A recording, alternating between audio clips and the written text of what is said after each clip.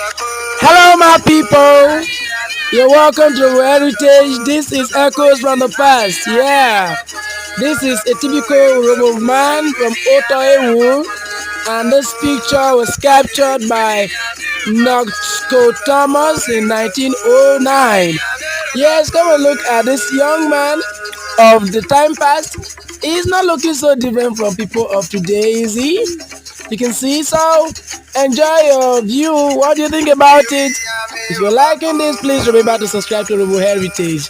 Alright, because we are here to showcase our culture, our tradition, our way of life, and our language, of course. Urhobo of Wavu, Ubi Ame Okakpo. You understand what I mean? Yeah, give me, man. Give it up, yeah.